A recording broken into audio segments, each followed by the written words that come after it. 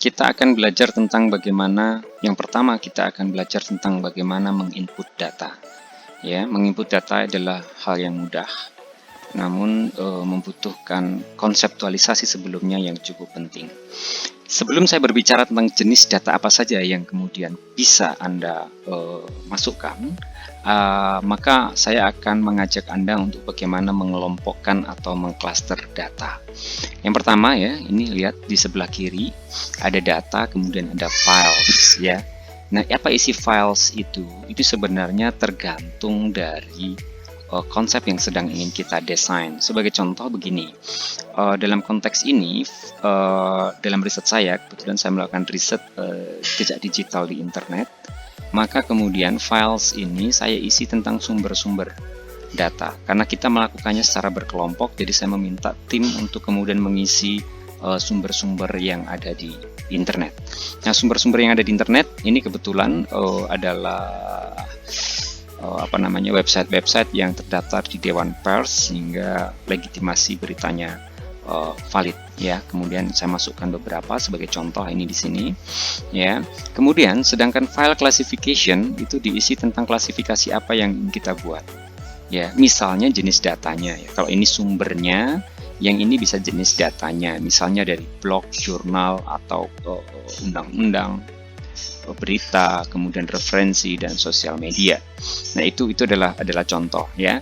Nah, ini nanti bukan file yang terpisah, artinya dua klasifikasi ini adalah klasifikasi yang menyatu, yang bisa menjadi satu gitu ya. Nah, kemudian cara kita menginput data, kita bisa mengimpornya melalui project ya.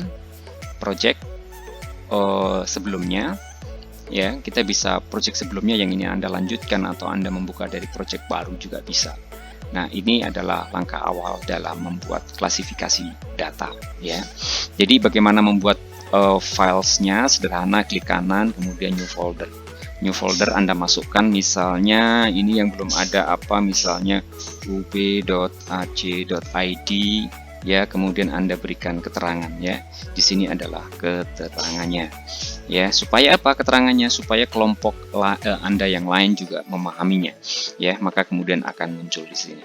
Nah, sama juga dengan file classification, Anda bisa menambahkan new classification atau Anda membuat sub klasifikasi dari klasifikasi yang sudah ada.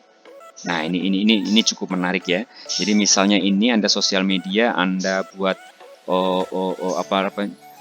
klasifikasi baru gitu ya, di bawah sosial media bisa ya. Ini misalnya kita kasih Facebook ya, kemudian deskripsinya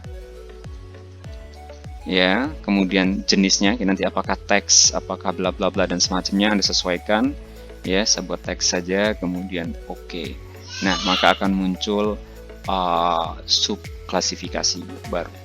Ini Facebook juga bisa nanti Anda buat lagi ya bawahnya ya. Ada atribut value yang baru bisa Anda perpanjang ke bawah gitu ya. Cuman kalau yang ini pengelompokannya misalnya basis.com ya, keterangan kemudian oke ya. Anda juga bisa membuat sub daripada berita ini ya. Misalnya ada berita, ada gosip, ada apa dan semacamnya. Ini tergantung dari soal klasifikasi. Kenapa ini dilakukan? Ini mudah untuk melihat misalnya di sebuah web itu sudah menyedot data yang bagian mana, yang belum, itu akan teridentifikasi, terutama dalam kerjasama tim. Ya, itu nanti akan terlihat. Sedangkan di eksternal ini lebih kepada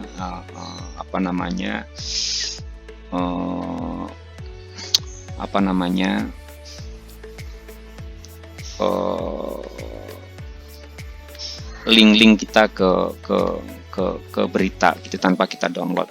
Saya mungkin tidak terlalu prefer menggunakan ini karena ini membutuhkan online in one cases ya.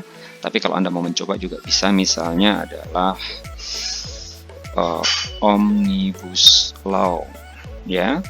Anda kasih keterangan, kemudian eksternalnya di sini adalah file linknya, Anda paste ya, jenis web link, kemudian URL-nya www.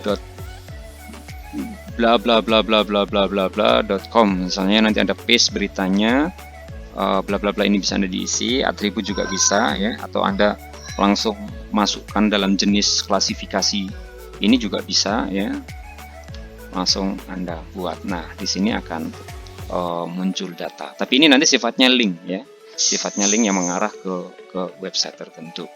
Nah, oke, itu untuk membuat cluster di dalam file data ya. Itu sementara itu kita akan lanjutkan tentang bagaimana mengimpor dan mengisi data.